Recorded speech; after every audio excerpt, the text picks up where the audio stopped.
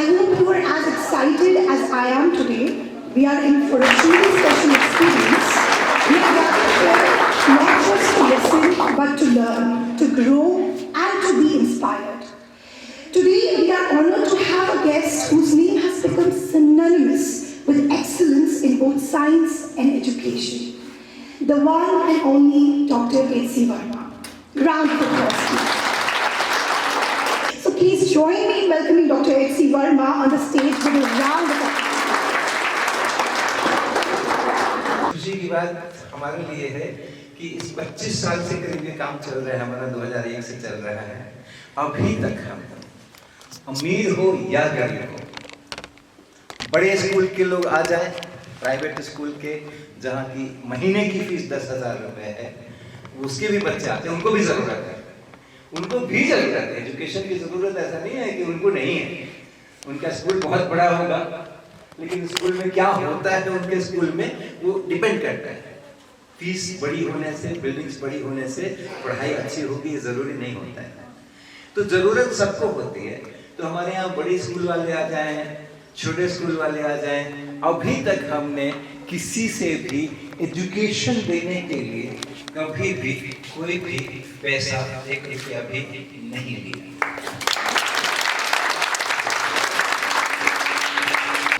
मैं पिछले 25 वर्षों से एक ग्रुप जो हम लोगों ने डेवलप किए हैं, उसके माध्यम से हम कुछ एजुकेशन पे काम करते रहते हैं। बहुत स्कैटर्ड है, कुछ हमारे पास ग्लोरियस कुछ नहीं है बताने के लिए क्या हमने ये किया, क्या वो किया, वो बहुत स्कैटर्ड है। हमें लगता है कि बस अपनी जिंदगी जो हमारी है वो किसी काम आ जाए, वो जिंदगी किसी काम आ जाए। तो 25 साल से हम लोग जो काम कर रहे हैं, शिक्षा सोपान नाम का हमने एक छोटा सा ग्रुप बनाया है, इसके तहत हम लोग ये सब एक्टिविटीज करते हैं। तो उसमें कई सारे काम होते हैं, स्टूडेंट्स पर भी काम होते हैं और टीचर्स पर भी काम होते हैं। तो हमारा अभी का जो सेंटर है वो कानपुर में, जहाँ मैं रहता हूँ, जहाँ मैं मेरा घर जहाँ है, जहाँ मैं रहता हूँ, वहीं पर एक थोड़ी सी जगह लेके करीब 2 एकड़ की जगह लेकर के, तो उसी के अंदर में हमारी एक्टिविटीज भी चलती है। तो स्टूडेंट्स भी जो चलती हैं, वो जो बिल्कुल लोकल लोग हैं हमारे, वो भी विलेज है, हमारे विलेज ही है जिसमें मैं रहता हूँ, गाँव में रहता हूँ मैं जहाँ रहता हूँ वहाँ सीवर लाइन नहीं है, वहाँ सीवर लाइन नहीं है, वहाँ पाइप से पानी नहीं आता है, पाइप है नहीं, हम लोग अपना जमीन से ही निकालते हैं। बिजली आ गई है, बिजली आ गई है। आसपास में रहने वाले 5-6 किलोमीटर में जो बच्चे होते हैं, उनको वो लोग आते हैं हमारे सेंटर के ऊपर शाम के समय में 2.5 घंटे 3 घंटे आते हैं, रहते हैं और कुछ पढ़ते हैं। IIT कानपुर वहाँ से बहुत नजदीक है, तो IIT कानपुर के स्टूडेंट्स आ जाते हैं वहाँ पे पढ़ाने के लिए।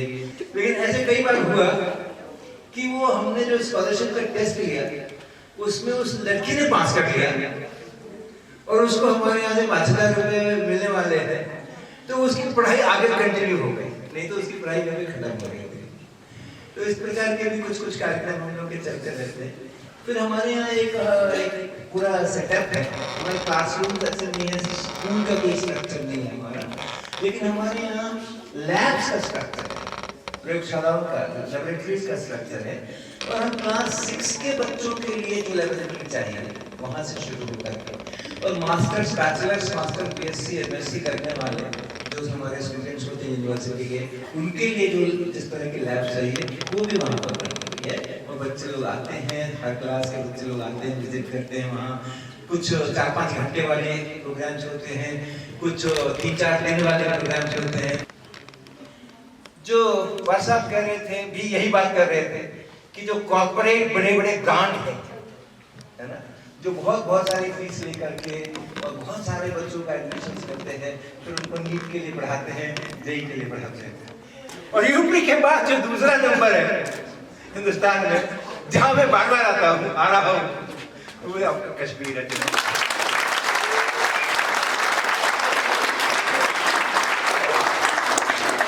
खुद आश्चर्य होता है, मुझे खुद आश्चर्य होता है कि हम दूसरे स्टेट्स में 4-5 साल के पहले नंबर नहीं आता है दूसरी बार जाने का, लेकिन यहाँ पे करीब हर साल हजारों, लगातार हजारों कई बार आ गया। यहाँ पे जो मैंने नीट का देखा है, घर घर जहाँ जाते हैं वहाँ पता चलता है, स्कूल्स में जाते हैं, स्टूडेंट्स होते हैं, तो पता चलता है कि नीट के लिए पढ़ाई कर रहे हैं। नीट, आप लोगों में से कितने लोग नीट के लिए पढ़ाई कर रहे हो? हाँ, तो बहुत सारे कर रहे हैं ना। तो मैं सोचता हूँ, क्या अपना मुल्क, क्या अपना स्टेट इतना बीमार रहता है क्या? इतने सारे डॉक्टर्स क्यों चाहिए भाई? इतने सारे डॉक्टर क्यों चाहिए? नीट के बाद तो एक ही काम बचता है ना, नीट करने का। क्या करोगे नीट करने के बाद? डॉक्टर बनोगे। और ये क्या अपना कश्मीर इतना बीमार रहता है क्या? इतने सारे डॉक्टर क्यों चाहिए? पूरे देश के अंदर लगता है बीमारी हो रही है एकदम, डॉक्टर चाहिए अर्जेंटली, बहुत सारे डॉक्टर चाहिए, सब लोग नीट करो नीट करो नीट करो नीट करो। मालूम नहीं, उसके बाद दूसरे नंबर पे आती है इंजीनियरिंग। अरे कितने इंजीनियर पैदा करोगे? कितने इंजीनियर चाहिए आप लोगों को, और कितने इंजीनियर काम करते हैं? लेकिन ये सोच जो है ना, हमें क्या, मुझे क्या चाहिए, मेरी जिंदगी को क्या चाहिए, किस लिए मैं नीट करूं, किस लिए मैं जेईई करूं, किस लिए मैं कोई और दूसरा करूं, मेरी जिंदगी को क्या चाहिए ये पता नहीं। मेरे फैमिली को क्या चाहिए ये ना बच्चों को पता है ना फैमिली वालों को पता है। वो फैमिली खुशहाल हो, वो फैमिली खुश हो, वो फैमिली अच्छी जिंदगी जिए, यूजफुल जिंदगी जिए, यूजफुल जिंदगी जिए, कीवर्ड है यूजफुल होना चाहिए। अपने साहब ने एक जिंदगी जी और वो कितने लोगों के लिए यूजफुल हो रहे हैं। तो यूजफुल जिंदगी यूजफुल होनी चाहिए, मेरी जिंदगी के कारण से कुछ होना चाहिए, कुछ फर्क पड़ना चाहिए। तो फैमिली को क्या चाहिए, फैमिली को पता नहीं है। स्टूडेंट को क्या चाहिए, मुझे क्या चाहिए, वो मुझे बता नहीं है। देश को क्या चाहिए, हम नहीं सोचते हैं कि देश को क्या चाहिए। क्या देश को खाली डॉक्टर चाहिए? क्या देश को खाली इंजीनियर चाहिए? इसी से देश चल जाएगा क्या? आप सब लोग बायोलॉजी पढ़ते हो, नीट में जाना चाहते हो तो एक डाइवर्सिटी पढ़ते हैं ना, तरह तरह का डाइवर्सिटी, बायोडाइवर्सिटी, फलाना डाइवर्सिटी, ये डाइवर्सिटी वो डाइवर्सिटी पढ़ते हो आप। तो क्या अपने देश के अंदर में हम ये मोनो डाइवर्सिटी नहीं ला रहे, डाइवर्सिटी खत्म नहीं कर रहे हैं हम। दो ही चीज बच रही है, यहाँ तो मेडिकल बच रहा है और नहीं तो इंजीनियरिंग बच रहा है, और इंजीनियरिंग को यहाँ पे नॉन मेडिकल बोला जाता है, इसमें भी मेडिकल घुसा है, मेडिकल नॉन मेडिकल। एक नीट की तैयारी करेंगे, एक जेईई की तैयारी करेंगे। अरे हर जगह अपने को बहुत पूरा इकोसिस्टम है। कोई भी सस्टेनेबल मॉडल होता है तो पूरा इकोसिस्टम होता है। हमें बहुत लोग चाहिए होते हैं, हमें आर्टिस्ट चाहिए होते हैं। आदमी के मन के अंदर की जो सॉफ्ट स्किल्स हैं या कोमल भावनाएं हैं, इमोशंस हैं, वो इमोशंस कैसे आते हैं? आर्ट से सबसे अच्छे आते हैं। आप कुछ गाते हो, आप कुछ बजाते हो, आप कुछ दस्तकारी करते हो, हाथ से काम करते हो, कुछ आर्ट करते हो, तो उससे जो सुख मिलता है, उससे जो आनंद मिलता है, उससे जो प्लेजर मिलता है, और वो प्लेजर बढ़ता है एक दूसरे के साथ में। हमें लगता है कि हाँ हमारी दुनिया कितनी खूबसूरत है। हमें चाहिए आर्टिस्ट, चाहिए हमें फाइन आर्ट्स करने वाले चाहिए, हमें मिट्टी से जो बनाते हैं उसको करके वो चाहिए, हमें तरह तरह के लोग चाहिए होते हैं, हमें लॉयर चाहिए होते हैं, हमें वकील चाहिए होते हैं, हमें अच्छे मैनेजमेंट करने वाले लोग चाहिए होते हैं, अच्छे एडमिनिस्ट्रेटर चाहिए होते हैं, बहुत तरह के, तब तो वो इकोसिस्टम चलेगा ना।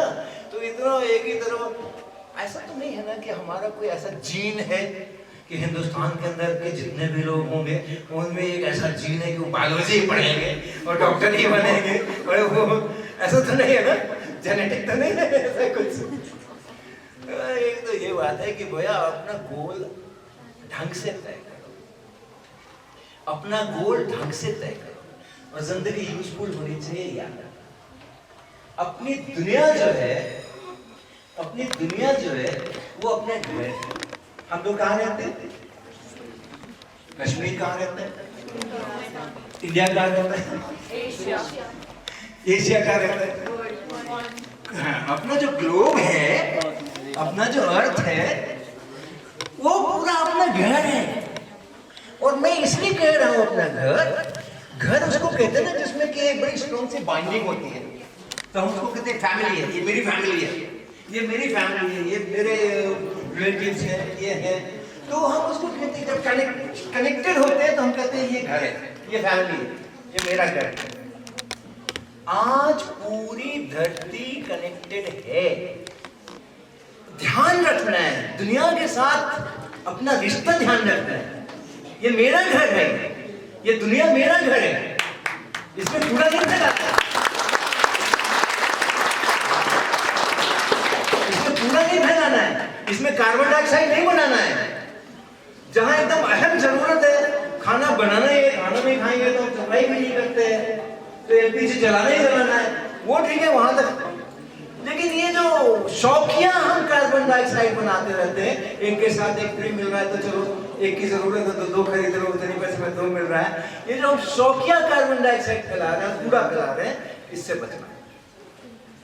तो ध्यान रखना, डॉक्टरी और इंजीनियरिंग ये दो ही चीज से देश नहीं चलेगा, दुनिया नहीं चलेगा। और आपको दुनिया चलानी है, आपको दुनिया चलानी है, तो उस अनुसार अपने गोल्स तय करना और खूब जॉयफुली पढ़ाई लिखाई करना, अपने हेल्थ का खूब ध्यान रखना, अपनी धरती के हेल्थ का खूब ध्यान रखना। और बहुत बहुत आपको बेस्ट विशेष है हमारी तरफ से।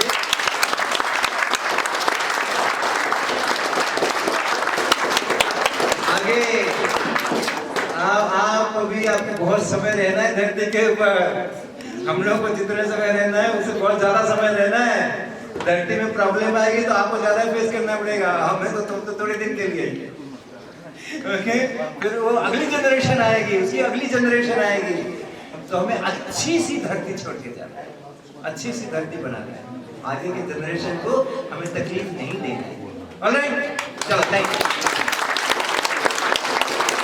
जब प्रोफेसर सामने होते हैं तो I am as simple as anything, because जहाँ पे हमारे मजदूर साहब, जहाँ पे इतने हमारे साहिबजा साहिबान बैठे हैं, तो फिर प्रोफेसर ऐसी वर्मा जब वहाँ हो तो वहाँ क्या बोला जा सकता है, it won't be appropriate to say single word. तो यहाँ पे मुझे खुशी है कि इस वक्त आपके प्रोग्राम में पहली बार कश्मीर की 7 टीचर्स हैं। डॉक्टर सदाम साहब के बारे में कुछ कहने की जरूरत है।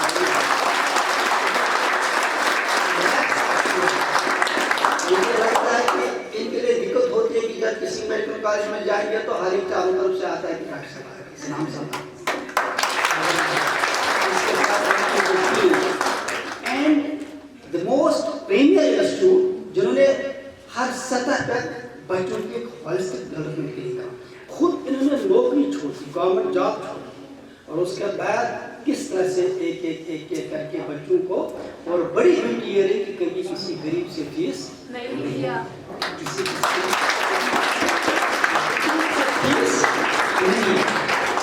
सब आप जानते हैं ये जो ये बड़े बड़े कोचिंग सेंटर जिन्होंने ब्रांड बनाया है कॉर्पोरेट लेवल पे, जो बिजनेस करने आए हैं, उन्होंने तालीम के बुनियादी मकसद को खत्म किया। आई बिलीव अगर लोकल टीचर्स कोचिंग करते हैं दे हैव राइट, क्योंकि पड़ोस में रहते हैं, बच्चे उनके पास जाएंगे, उनके सेंटर्स में जाएंगे, तालीम हासिल करेंगे। लेकिन जो कॉर्पोरेट कल्चर बना है, ये ऑनलाइन, ये ऑफलाइन, ये हाइब्रिड, पता नहीं क्या क्या चीजें, इस तरह से ये बच्चों को मटेरियल टोटल मटेरियलिस्टिक बना रहे हैं। इन हालात में जरूरत है कि लोकल जो हमारे स्टार टीचर्स हैं वही आइकन हूँ और वही इन बच्चों की रहनुमाई के लिए आगे आए। बहुत शुक्रिया। और परे साहब अगर इस वक्त भी देखेंगे आप, पूरी डिटेल से मैंने उनके ताल्लुक से अखबारों में उस वक्त बाकायदा तौर पे वो स्टेटमेंट्स इशू किए थे कि कितना अजीम आदमी जब यहाँ पे पूरा एजुकेशन सेक्टर क्रिपल हो चुका था, तो परे साहब ने उस तारीख की रोशनी की शमा यहाँ रोशन की।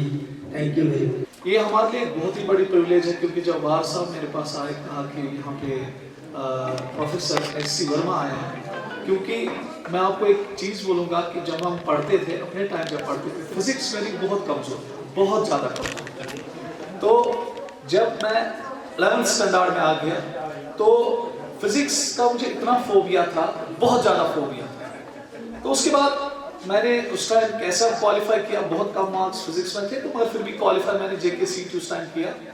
और उसके बाद एक दौर चला जहाँ पे हर किसी बच्चे के जुबान पे एक ही किताब होती थी, क्योंकि मैं 2002 की बात कर रहा हूँ जहाँ से मैंने कोचिंग स्टार्ट करना शुरू किया। तो बच्चों के लबों पे खाली एक किताब का नाम होता था HC वर्मा। और मुझे आज भी याद है कि जब बच्चे JKCET देते थे तो फिर बच्चे कहते थे, सर जब हमने क्वेश्चंस देखे, उन दिनों फिजिक्स में 70 क्वेश्चंस आते थे, केमिस्ट्री में 70 क्वेश्चंस आते थे, बायो में 70 क्वेश्चंस आते थे, कुल मिला के जो पेपर JKCET का होता था वो 210 मार्क्स का क्वेश्चंस का होता। और फिर मुझे आज भी याद है कि जब बच्चे मेरे पास आते थे कि सर जो फिजिक्स पेपर है वो रेप्लिका था HC वर्मा। इवन कुछ न्यूमेरिकल्स ऐसे भी होते थे जो सीधे HC वर्मा से उठाए जाते थे एग्जाम्स।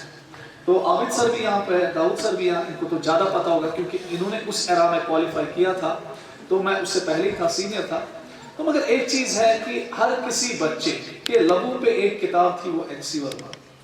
तो उसके बाद जब मैंने देखा कि HC वर्मा किताब जो है बच्चे इसको इतना प्रेज करते हैं, है क्या, तो मैंने स्टार्ट किया सर के बारे में देखना, क्योंकि उन दिनों इंटरनेट इतना ज़्यादा नहीं था, उतना यहाँ ये नहीं था। तो फिर मेरा बहुत ज़्यादा क्यूरियोसिटी बढ़ा, वो कौन सा दिन होगा मेरी जिंदगी में कि जब मैं सर को अपनी आंखों के सामने देखूं। तो एक बार सर यहाँ आए थे, बात साहब ने मुझे फोन किया कि HC वर्मा आए हैं, मगर उन दिन उस टाइम मेरा क्लास चल रहा था, तो मैं आमतौर क्लास नहीं छोड़ता हूँ क्योंकि बच्चों का सर बहुत इंपॉर्टेंट होता है, क्लास नहीं छोड़ सकता। मैंने बहुत कोशिश की मैं सर से मिलूं, मगर आज मेरा वो ख्वाब पूरा हुआ कि आज मेरे सामने सर बैठा, तो मैं बोल रहा हूँ, पहले तो मेरा कोई हक नहीं बनता इतनी बड़ी हस्ती के सामने बोलना, इतने बड़े आइकन के सामने बोलना। अभी इरम ने कहा लीजेंड, नहीं एक्चुअली हम कोई लीजेंड नहीं, हम शागिर्द हैं। लीजेंड आज यहाँ पे बैठे हैं, सीधा हमारे सामने बैठा है, तो इससे बड़ी बात हमारे लिए कोई नहीं हो सकती है कि हम इतने बड़ी फिजिक्स की जो अथॉरिटी है, आई कैन से कि अगर इंडिया में कोई फिजिक्स की अथॉरिटी आज तक आई है वो यही है प्रोफेसर HC वर्मा जो हमारे सामने बैठे हैं। तो ये हम सबकी खुशकिस्मती है, चाहे वो टीचर हो, चाहे वो यहाँ की एडमिनिस्ट्रेशन हो, चाहे वो यहाँ के टीचर्स हो, चाहे हम हो, चाहे आप बच्चे हो। ये खुदा की तरफ से कुछ ऐसा था, कुछ अच्छा काम हमने किया था कि आज इनके सामने हम बैठे हैं, इनका हमने बात सुनी। और अगर आपने सर की बात सुनी हो तो मैं पूरी तरह से नहीं कुछ कह नहीं पा रहा हूँ कि 1 घंटे में सर ने कितनी बड़ी मैसेज देखा कि ये दुनिया हमारा घर है और हमें कोई हक नहीं बनता कि हम इस दुनिया में गंदगी फैलाएं।